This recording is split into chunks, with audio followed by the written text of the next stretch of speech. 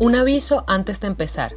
El episodio que están a punto de escuchar hace parte del canal de podcast FES Latina, donde también pueden encontrar más contenido producido por las oficinas y proyectos FES en América Latina y el Caribe. Nos ayudarían mucho si lo recomiendan y lo comparten. Lo pueden encontrar en Spotify, Apple Podcasts, Google Podcasts y demás plataformas que usan. Muchas gracias.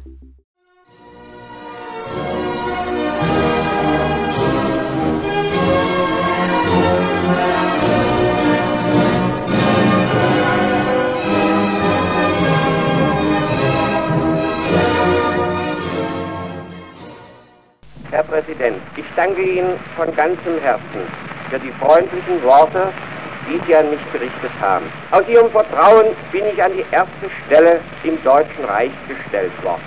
In Ihrer Hand habe ich das Gelöbnis abgelegt, die von Ihnen für das deutsche Volk geschaffene Verfassung treu zu wahren. Ihr Vertrauen wird mir die Kraft geben, immer der Erste zu sein, wenn es gilt, Bekenntnis und Zeugnis abzulegen für den neuen Lebensgrundsatz des deutschen Volkes, für Freiheit, Recht und soziale Wohlfahrt. Escuchábamos a Friedrich Ebert en su discurso inaugural como primer presidente democráticamente electo en Alemania. Tras cumplirse 150 años de su nacimiento, el 4 de febrero de 2021, el Instituto Latinoamericano de Investigaciones Sociales, oficina de la Fundación Friedrich Ebert en Venezuela, rinde homenaje a su obra y su memoria. Es al mismo tiempo una contribución a la reflexión histórica y política sobre las formas de la democracia, la justicia social y la construcción de consensos en circunstancias especialmente difíciles. Les habla Anaís López, coordinadora de proyectos de la Fundación Friedrich Ebert. ¿Pero quién fue Friedrich Ebert y por qué su figura ha trascendido la historia?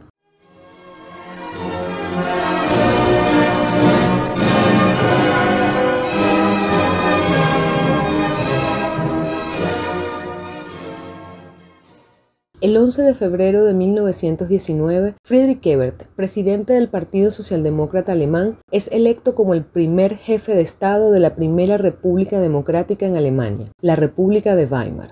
Friedrich Ebert nace el 4 de febrero de 1871 en Heidelberg, una pequeña ciudad en el sur de Alemania, pocas semanas después de la unificación del Imperio Alemán y de la coronación como emperador de Wilhelm, rey de Prusia. Era el séptimo de 9 hijos e hijas del sastre Karl Ebert. Después de 8 años de escuela primaria, Friedrich Ebert se dedica a entrenarse como aprendiz en una guarnicionería. Entre 1889 y 1891 se dedica a recorrer Alemania para aprender mejor del oficio de guarnicionero. En 1889 se une al Sindicato de los Guarnicioneros y al Partido Socialdemócrata Alemán, este último fundado en 1875 y prohibido por el Imperio. Sin embargo, 3 años más tarde, miembros del partido pudieron ser electos a los parlamentos regionales y al parlamento alemán, el Reichstag. En 1894, Friedrich Ebert se casa con Louise Rump, una antigua criada y obrera de fábrica. Con ella tendría 5 hijos e hijas. 2 de sus hijos morirían posteriormente como combatientes en la Primera Guerra Mundial. Como miembro del partido y del sindicato, ya había sido señalado como un agitador por las autoridades y por los empleadores, lo que limitaba sus posibilidades de conseguir trabajo. En vista de esta situación, se vio en la obligación de alquilar una taberna. Las tabernas funcionaban como un espacio de encuentro y discusión de los obreros organizados, por lo que Ebert vio la oportunidad de asesorar a los trabajadores sobre sus derechos y cómo defenderlos. En 1899 es electo al Parlamento de Bremen, presidiendo el grupo del SPD.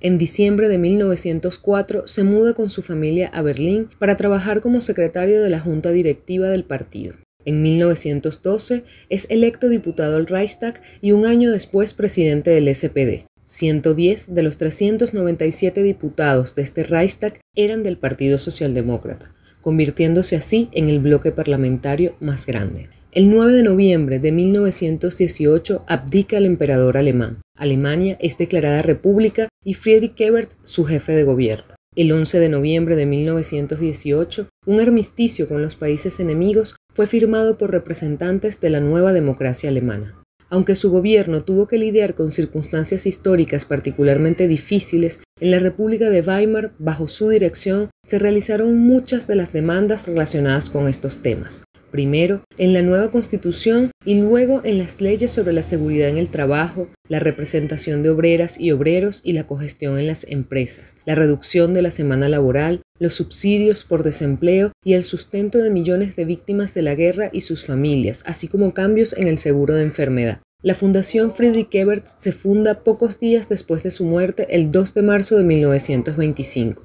Hoy no solamente está presente en Venezuela, sino en más de 90 países en América Latina y en todo el mundo. Para hablar de la vida y la obra de Friedrich Ebert tendremos una conversación entre dos historiadores. La señora Catarina Wegner, abogada, historiadora y actualmente directora de la Fundación Friedrich Ebert en Venezuela, y Tomás Estraca, destacado y reconocido historiador venezolano.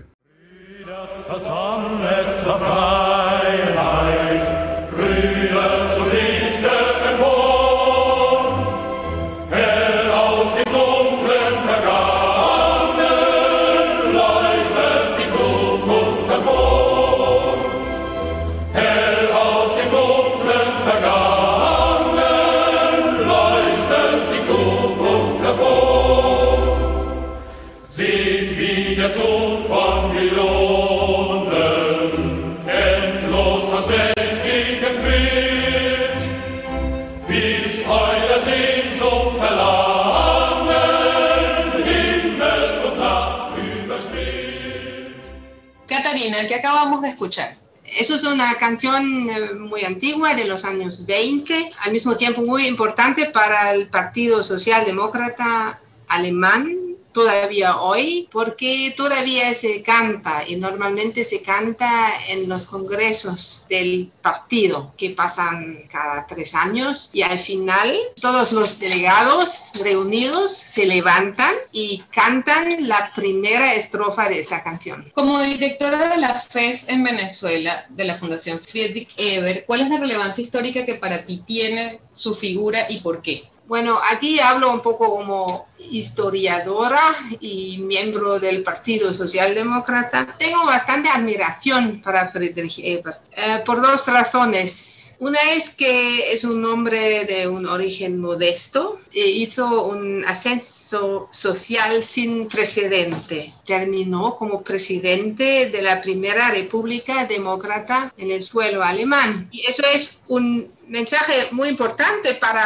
cada uno y cada una de nosotros. Se ve todo lo que se puede lograr con autoconfianza, dedicación y ánimo. Y también es una historia del éxito del sistema de formación dentro del partido. Pero no solamente su vida personal, pero que ha hecho Friedrich Ebert para Alemania, su servicio y su sentido de servicio. Alemania era un país vencido, humillado, desesperado, con hambre, con pandemia. Tenía que actuar y actuó para mejorar la vida de la gente en una situación totalmente desesperada y resistía en contra de muchas dificultades. Y para mí, de esa manera, es un modelo y nos puede animar en tiempos difíciles.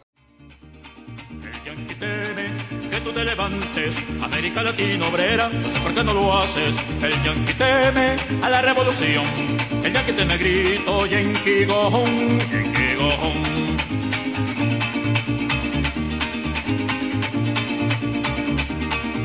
Y viene remontando el Amazonas, el grito rebelde del carioca, y viene a unirse con su hermano, el obrero venezolano.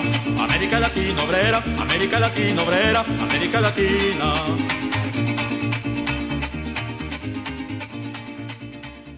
Tomás, ¿qué acabamos de escuchar? Bueno, esta es una canción del repertorio de la música latinoamericana contestataria de protesta, que de alguna forma ayuda a ubicar el debate fundamental dentro del cual se ubica Ebert y en general la socialdemocracia. Hay una clase obrera, problemas sociales, plantear y presente eso que antes se llamó la cuestión social, y hay distintas formas de aproximarnos a su solución. La vida de Ebert, las ejecutorias de Ebert se enmarcan dentro de esto en buena buena medida. A él le tocó enfrentar esa disyuntiva tratando de escoger dos rutas posibles. Una ruta de corte soviético, que en alguna medida es la que abrazaron hombres como Ali I, y otra ruta en la cual se plantea que las grandes aspiraciones de la revolución se pueden hacer a través de la democracia, de la libertad, de un juego que permita la pluralidad y la discusión. ¿Qué pondrías de relieve sobre el contexto en el que Friedrich Ebert asciende al poder y cuál sería la relevancia histórica de este personaje hoy?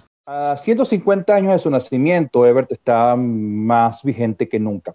Todos los grandes problemas que tenemos no solamente en Venezuela, sino que tenemos actualmente en el mundo, la democracia desafiada por los extremismos, el problema de generar un sistema de libertades que al mismo tiempo sea un sistema de oportunidades para todos, la posibilidad de generar importantes reformas dentro de un ámbito de libertad y dentro de los mecanismos de la democracia están presentes en Ebert. Es increíble cuando uno ve lo que fue la vida de Ebert, sobre todo a partir de su momento de mayor despliegue en lo político, es decir, como parlamentario, inmediatamente antes de la Primera Guerra Mundial, durante la Primera Guerra Mundial, pero sobre todo cuando se desploma el Reich y a él le toca, por esas circunstancias de la vida, ayudar a la faena del parto de la República. En todos esos ámbitos vemos el problema fundamental que tiene la democracia y que tiene sobre todo la socialdemocracia del mundo, que es tratar de encontrar un camino, digamos, intermedio entre quienes crean que las soluciones tienen que ser radicales, con aventuras que no permitan la deliberación, que vayan hacia el totalitarismo, y quienes crean que la solución es simplemente no hacer ninguna, sino tratar de mantener las cosas como están.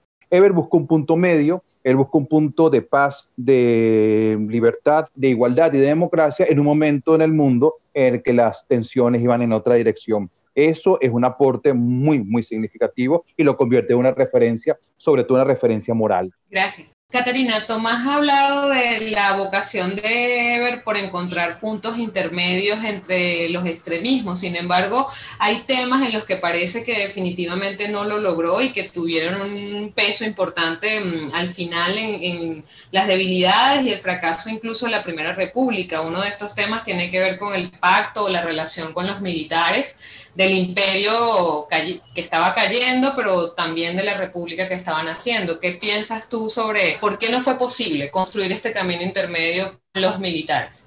Bueno, primera, su situación era sumamente difícil. Los militares tenían tanta influencia en la guerra, durante la guerra y también antes en el imperio. Tenían la capacidad, era la única institución que funcionaba, todavía funcionaba, y la necesitaba, por ejemplo, para hacer volver estos millones de soldados quienes estaban fuera del país. Entonces, en una situación con un papel tan significativo de la Fuerza Armada, si quieres hacer reformas o cosas revolucionarias que están en contra de esta institución, es súper difícil y todavía más en una situación donde estás dependiente de esta institución. Entonces era súper difícil, su decisión era trabajar con ellos, tenía una contraparte, el general Gröner, con el cual tenía una relación de confianza y creo que no tenía otra alternativa. Otra pregunta es si después de los asaltos que hubo, el Kapp-Putsch y estas cosas, no hubiera sido la posibilidad cambiar algo y hacer una política diferente, ¿no? Porque al final el hecho que no cambiado los élites, que estos élites militaristas se quedaban con un papel decisivo en este estado, fatal para la República. Pero para mí, para nuestra discusión, Tomás, me interesa un poco ver cómo haces una revolución con las Fuerzas Armadas, en contra de las Fuerzas Armadas. Como presidente civil, uno debe que saber que el imperio era un estado bastante militarista. Eso es la pregunta general.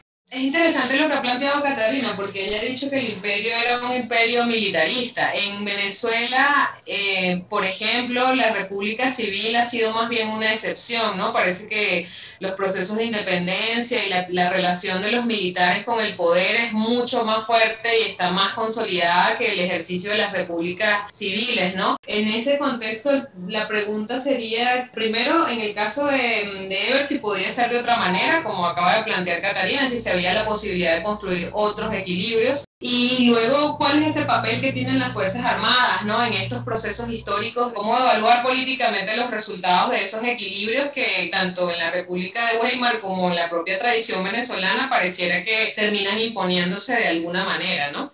Aquí hay dos cosas por las cuales se puede dar una respuesta a tu planteamiento. La primera es la de la realpolitik, al fin y al cabo una palabra alemana, es una realidad política. Tú haces política con lo que tienes, con el poder efectivo que hay y con lo que hay en la sociedad, sobre todo cuando quieres ser inclusivo y sobre todo cuando te encuentras como Ebert en el borde de un precipicio. Está en algo que si no es el caos completo y la anarquía completa, se le parecía bastante. Y tiene dos opciones frente a esa anarquía. Unos grupos que quieren establecer básicamente una dictadura militar completa, un enorme poder de Ludendorff y un enorme poder de Hindenburg. Los militares que están peleando, dirigiendo la guerra, son más o menos los que quedan con el poder y él tiene que ver qué hace con esto. Un ejército no es algo que tú con decretarlo lo desapareces. Y en el otro extremo está el comunismo, está la gente de los espartaquistas, está la gente de Rosa Luxemburgo, el Liebknecht, y estas personas que quieren ir hacia otra vía y que hubieran estado muy contentos de empujar la anarquía tanto como fuera posible para que en el marco de una guerra civil acabar con el ejército e imponer su propio ejército rojo. Ebert no está de acuerdo con esto, por algo ellos se separan.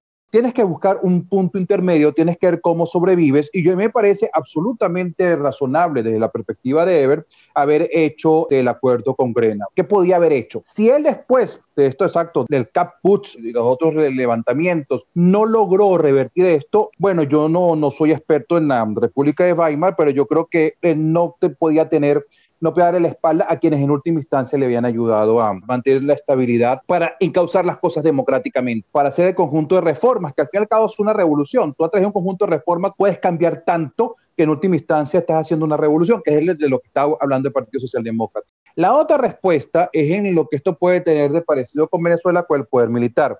No tanto o no solo por el militarismo que hubo, digamos, en la década de 1950, la década de los 30, los 50, el caudillismo que hubo antes, que eso sin embargo tiene algún peso, sino porque recordemos que la República en 1998 básicamente colapsa, se viene abajo y a través de un conjunto de elecciones la gente va desmontando la República y dándole todo el poder a Chávez. Se vienen abajo las instituciones, tal vez eran muy débiles, y la institución que queda más o menos con alguna fuerza, con alguna articulación, es el ejército. En gran medida se parece a esto. Claro, no estamos ante una situación exactamente igual, pero el día de hoy, ¿qué nos dice la experiencia de Ebert?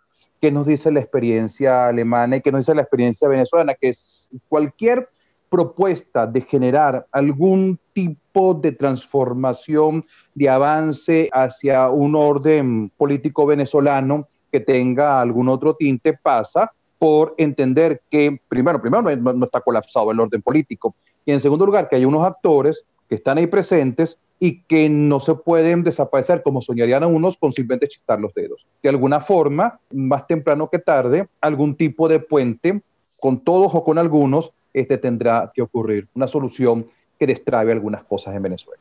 ¿Y cómo se pudiera explicar o describir la relación entre militares y la democracia en esta época en Venezuela? Básicamente es lo siguiente, para hacer un resumen muy apretado de esto, grande en el sentido de la escala. El ejército, las Fuerzas Armadas venezolanas que existen actualmente son fundadas a principios del siglo XX. Antes de esto había una Fuerza Armada, pero no una Fuerza Armada funcional. Como en muchos países de América Latina, es entre 1910 y 1930 que se fundan las Fuerzas Armadas. De tal manera que cuando se muere Juan Vicente Gómez, que es el último gran caudillo que llega al poder como un caudillo, o sea, hombres que tenían sus ejércitos privados, quien lo hereda es el ejército por una razón muy sencilla. Es la única institución orgánica que puede controlar más o menos al país. Los dos presidentes que siguen a Gómez son militares, pero son militares de vocación democrática, aperturistas, y dentro de ese entorno hacen una apertura. Esto va a cambiar en la década del 50 con una nueva generación de militares y pone un gobierno absolutamente militarista o pretorianista. Cuando en el año 58 comienza la democracia, uno de los grandes problemas que tiene la democracia, el gobierno de Betancourt,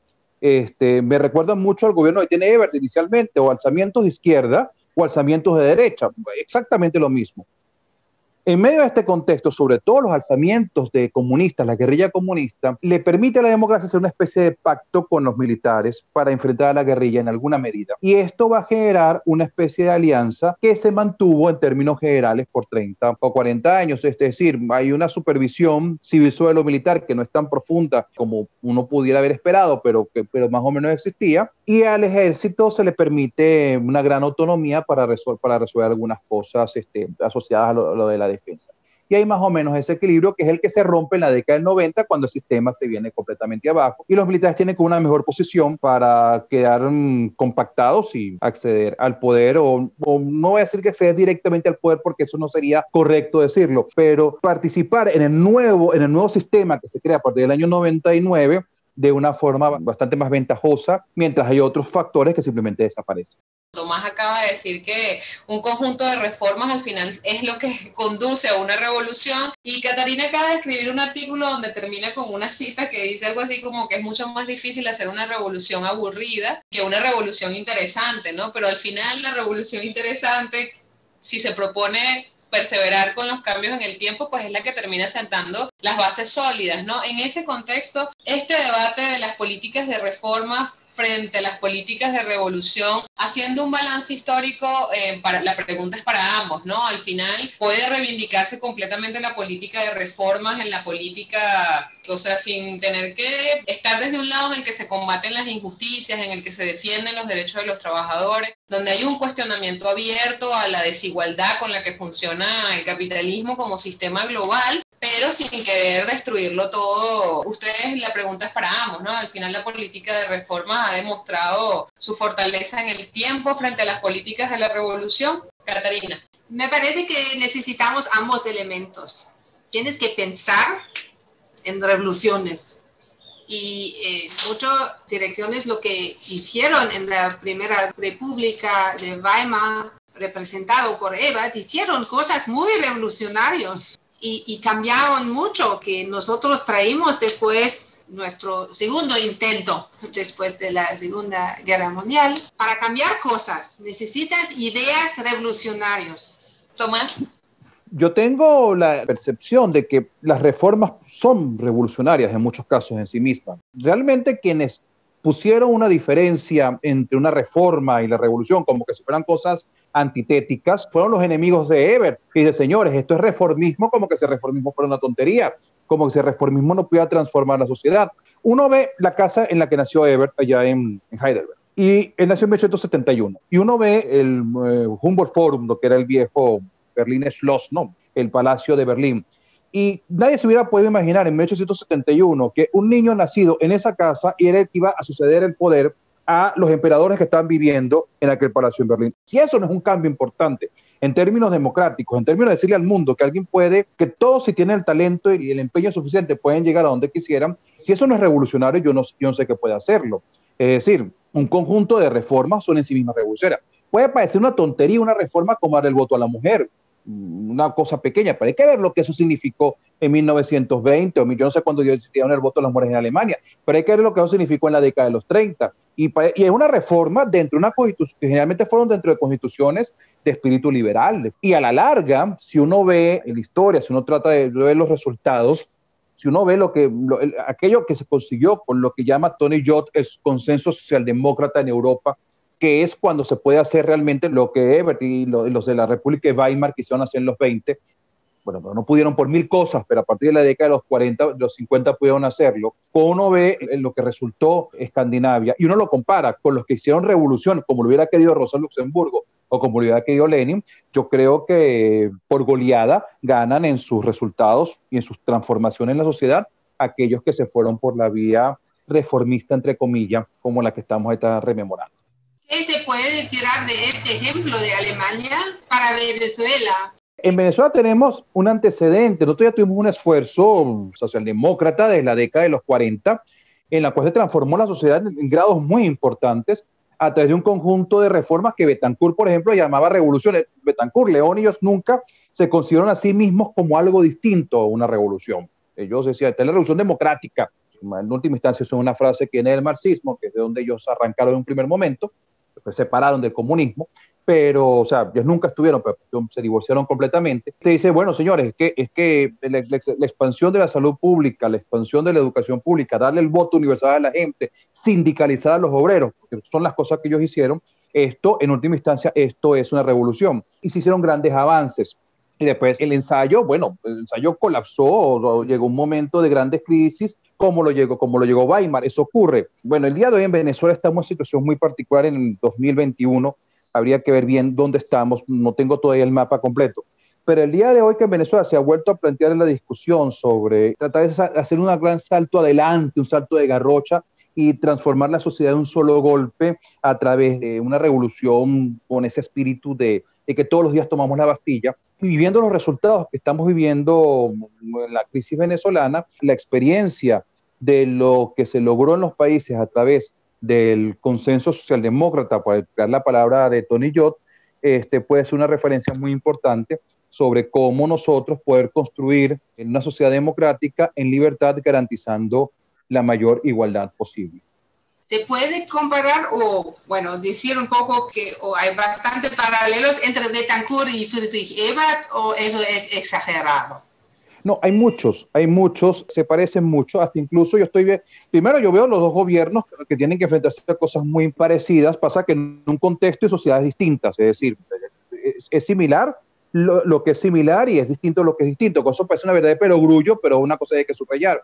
Cuando tienen los mismos enemigos, digamos enemigos históricos, sectores que están conservadores, que les parece que están yendo muy lejos, sectores comunistas que les parece que están haciendo muy poco, están buscando una forma de ir transformando de manera profunda la sociedad a través de una vía democrática y de una manera, vamos a emplearla para una manera aburrida, pero segura.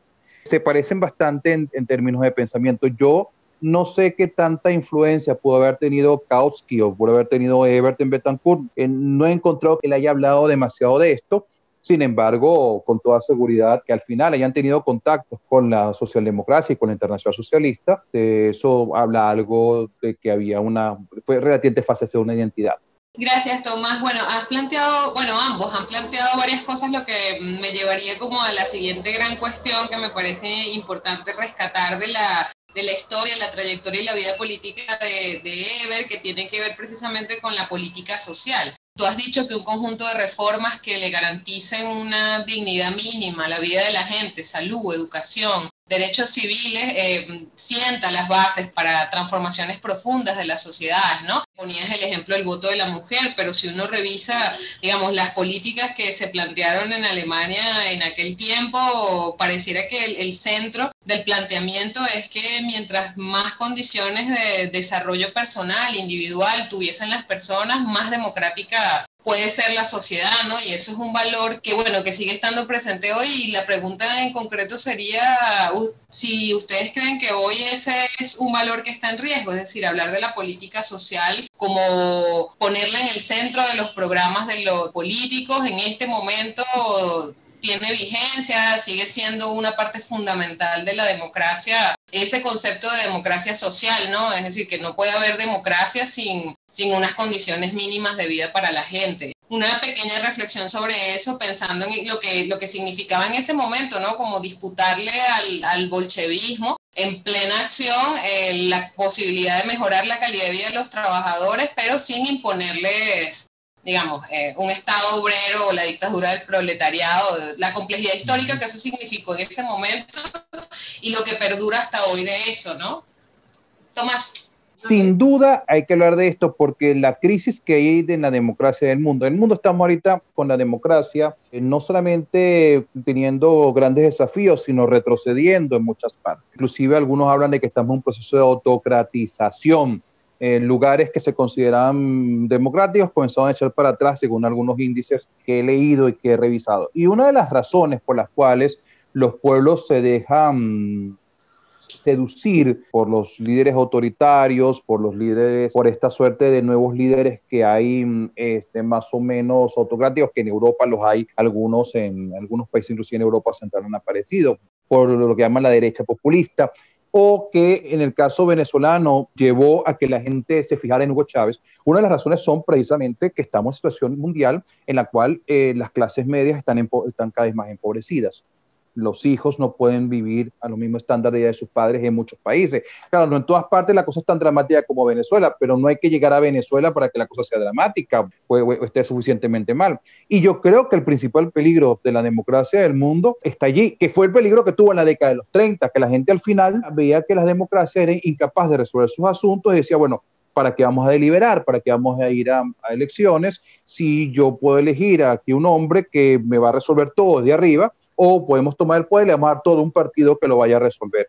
Sin duda, eso es importante. Si la democracia venezolana logró superar en los años 60 sus retos, fue en gran medida porque la guerrilla tenía muy poco que ofrecer frente a una democracia que está desarrollando la reforma agraria, que está desarrollando la masificación educativa, que está electrificando el país. Y en los años 90, ¿por qué esa democracia está en crisis? Bueno, después de la crisis del modelo económico y las reformas neoliberales puestas por la mitad, no puestas de una forma que, digamos, abortadas, o sea, que dejamos las cosas a mitad de camino, bueno, el empobrecimiento llevó, déjame poner un dato, uno de los mejores datos para entender a Hugo Chávez es que el nivel de pobreza en Venezuela subió del 30% al 70% entre el año 89 y el 99, creo que no habría más nada que explicar. Y es eso el gran reto que tienen que enfrentar las democracias, el gran peligro. Catarina.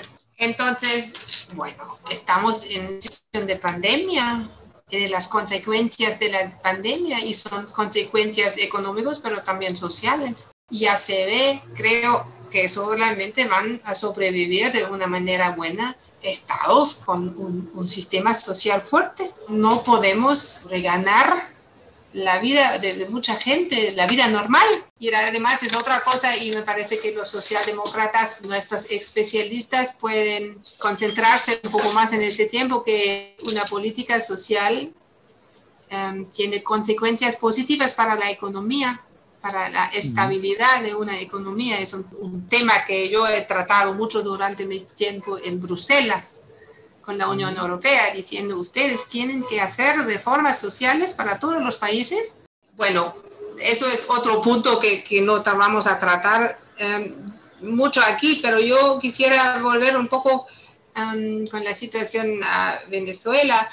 Una de las cosas buenas del chavismo de Hugo Chávez era dar a los pobres sin derechos sociales una voz y un valor, diciendo eso es una fuerza revolucionaria o no sé qué, pero importante. Entonces, para responder a tu pregunta, la política social, reformas sociales como hizo Ebert en su tiempo, ofrecer eso en esta situación y en este país, Venezuela, me parece esencial. Gracias. Ya nos vamos acercando al final y lo que uno se preguntaría, bueno, para hacer este ejercicio estuve releyendo un poco, actualizando mis fuentes sobre lo que fue la Primera República de Weimar, ¿no? Y parecía que en algún momento no era posible que se sostuviera, es decir, la cantidad de problemas, golpes, contragolpes, la hiperinflación. Todavía no hemos llegado ahí, me parece. Creo que el caso venezolano todavía no alcanza ese nivel. Sin embargo, logró estabilizarse, o sea, logró perdurar y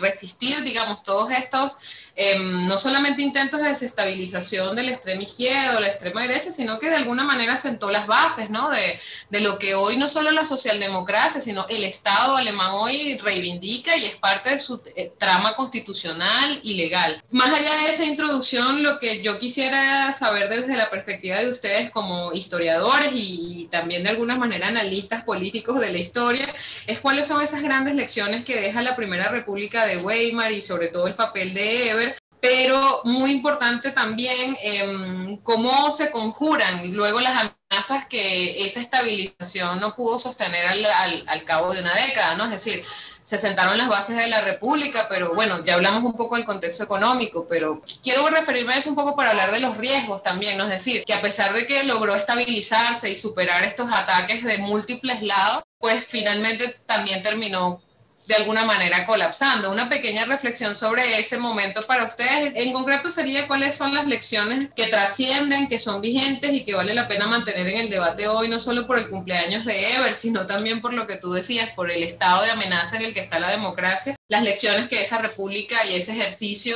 nos deja, en el sentido de no solamente el ascenso de un trabajador al poder, sino también la implementación de una serie de reformas que a su manera hicieron una revolución.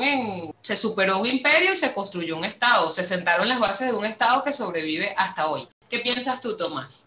Bueno, la República de Weimar tuvo dos o tres cosas que conspiraron en contra de ella y que en alguna medida hicieron muy difícil su existencia hasta que al final la llegaron al callejón sin salida. La primera de estas es que ellos logran estabilizar la República. O sea, el gobierno de Ebert es un gobierno que es exitoso estabilizando la República, hasta incluso la hiperinflación. La forma en la que se resolvió la hiperinflación, porque ya la resuelve, demuestra que se puede hacer estas reformas, se puede hacer un gobierno social sin necesidad de ser irresponsable en términos económicos. Esto se puede hacer hasta incluso, ellos no fueron ortodoxos, pero fueron muy responsables al final para lograr atajar la hiperinflación. Se cometieron errores al principio, pero hubo cosas que después la lograron enmendar. La República de Weimar tenía varios problemas. Tiene un primer problema, que era el contexto internacional. Después que resuelven la hiperinflación, viene el crash de Nueva York y una crisis mundial de la economía. Entonces, más o menos, como una persona que está saliendo de una operación, una persona que está saliendo que está convaleciente y se resfría o sufre un accidente. Entonces, esa es la primera. Segundo, hay una tradición muy fuerte, muy grande, que no era cualquier cosa. No es cualquier cosa hacer esto con el Estado prusiano atrás y con sectores conservadores importantes que están soñando con mantener un régimen militarista, un régimen imperial, en mayor o menor medida que están suspirando esto. Y en tercer lugar, hay que recordar que la República de Weimar es una heredera, que es la heredera del imperio, está tratando de hacer las cosas distintas del imperio, pero los viejos enemigos del imperio la están castigando a ella por lo que tenía el imperio. Es decir, tiene que aceptar un conjunto de condiciones, por ejemplo, en reparaciones de guerra, que simplemente le rompieron el espinazo. Esa fue una primera lección que entendieron después de la Segunda Guerra Mundial. Inclusive la entendió un hombre como De Gaulle. Yo no puedo agarrar a una democracia naciente y la voy a agredir desde afuera para debilitarla al final. Entonces, sin darse cuenta que está haciendo un efecto boomerang. ¿Qué tiene esto como lección? Bueno, que hay condiciones, que a veces hay condiciones que se escapan, pero que llevan en la dirección correcta, porque mucho de lo que se hizo en la República de Weimar después se retomó, o lo fundamental, y fue muy exitoso. Tan pronto los aliados entendieron que fortaleciendo la democracia ganaban más que atacándola, tan pronto los sectores internos entendieron, más conservadores, que el pasado no era necesariamente el modelo ideal, tan pronto se lograron ajustar las cosas en un nuevo contexto. Gracias, Tomás. Cata. Quisiera volver a Ebert, la personalidad y lo que hice, y un poco lo que decía al principio yo. Mi razón es de admiración, porque le admiro tanto, ¿no? Incluso ascenso personal, pero también este pragmatismo, ¿no? Ahora, con la señora Merkel, otra vez tenemos una persona muy pragmática. Y me parece que en los políticos y los líderes del Estado de Venezuela ahora hay también un pragmatismo. Pero otro tema, pero otra vez para volver a Ebert. Pienso que Ebert y los socialdemócratas con él en este tiempo, al principio de la República, al final de la guerra, estaban en una situación pero tan fea, tan difícil. Alemania no tan destruido como después de la Segunda Guerra Mundial, pero el resto era un desastre total. Y en esa situación, y claro, los socialdemócratas también tenían una responsabilidad para la guerra y estas cosas, pero como se perdió la guerra y todo eso, no era su culpa, no era su responsabilidad. Tenían tantas razones para quejarse y decir, ahora no, y nos damos igual, no es nuestro problema, y no lo hicieron. Y Ebert no lo hizo. Ve la situación, sabe que debe actuar y actúa. Una crisis después la otra. Y tenía razón varias veces decir, ya no, me voy, bueno, hagan que puedan y yo no me meto dentro, ya no tengo ganas. Y no, hasta el final, y hasta el final se murió con 54 años, porque tenía que defenderse en la corte y no tenía tiempo de ir al médico, ¿no? Y entonces para mí es un ejemplo para la gente aquí diciendo, sí, la cosa es súper fea, sí tenemos grandes problemas, pero vamos a actuar y no teoretizar y saber que el carácter tiene, que el régimen, que la oposición, pero vamos a actuar y a hacer cosas. ¿sí? Para mí, bueno, él es de una manera un ejemplo para una actitud así que puede servir aquí en este país. Una cosa que encontramos es que es un personaje muy poco biografiado. Existe solamente una biografía sobre la vida de Eber, que es, bueno, esta es como una versión resumen de bolsillo, y hay una versión más grande, pero en general no hay demasiada publicación sobre su vida, a pesar de que fue el primer presidente democrático electo de la Primera República. Digamos, esta suerte de olvido de una persona como tan importante. La fundación, por supuesto, mantiene su nombre y se sabe de su existencia, pero en general hay poco trabajo sobre lo que fue su gestión y cómo lidió con el poder, etc. Finalmente, la pregunta es, bueno, ¿es una figura que vale la pena rescatar de la historia y traer a la discusión por todo esto que conversamos a lo largo de esta entrevista? Y bueno, que hay esta ausencia de información, de material sobre su obra y sobre su vida. Y con eso terminamos. Yo creo que hay que preguntarle a los historiadores alemanes. Ahí tenemos que tener un al lado que ya te podrá decir. Yo sospecharía que una de las razones por las que a lo mejor Eber no es suficientemente estudiado es porque a lo mejor está opacado por estar en medio de varios periodos muy estudiados. Es decir, la Primera Guerra Mundial es un periodo histórico tan llamativo, y después el Tercer Reich y la Segunda Guerra Mundial son tan llamativos, que Eber queda con un poquito diluido entre dos momentos, y a lo mejor incluso quedó con un poquito diluido como un hombre, bueno, que él intentó hacer lo mejor que pudo, pero aquello no terminó funcionando, entonces no tiene esos galones de heroísmo que podrían llamar la atención. Y claro, y después la República Federal Alemana, a partir del año 49, ha sido tan exitosa que recordar el pasado, que aparentemente no lo fue tanto, a lo mejor no llama tanto la atención. Pero esto es una sospecha mía con base en lo que suele ocurrir en la historia, pero no sé, no soy experto en la historiografía alemana. ¿Qué crees tú, Catarina? Bueno, hay varias razones, y esta situación es la razón por la cual yo estaba feliz como representante de la Fundación Friedrich Ebert, tener la posibilidad de tomar este asunto y hablar sobre Friedrich Ebert, porque a mí me parece una injusticia muy grande. Primero, tenemos un problema con el material en los archivos, porque casi todo que hubo sobre su vida personal se ha quemado al final de la Segunda Guerra Mundial. Entonces, todo lo que quiere saber sobre su pensamiento como joven, como su familia, todo eso ya no hay mucho. Eso es una razón, pero hay otros modos de encontrar cosas, ¿no? Pero eso es un problema. La otra cosa es, bueno, la recepción de los socialdemócratas y de la izquierda misma de Ebert y de los historiadores de la izquierda, porque él tiene una reputación muy fea. Muy fea. Otra gente también que piense diferentemente, pero mucha de la gente, de los historiadores de la izquierda, para ellos era, bueno, un burgués que no hizo las cosas que se deberían hacer, que con los militares ha matado a los trabajadores. Entonces, una visión súper crítica hasta hoy.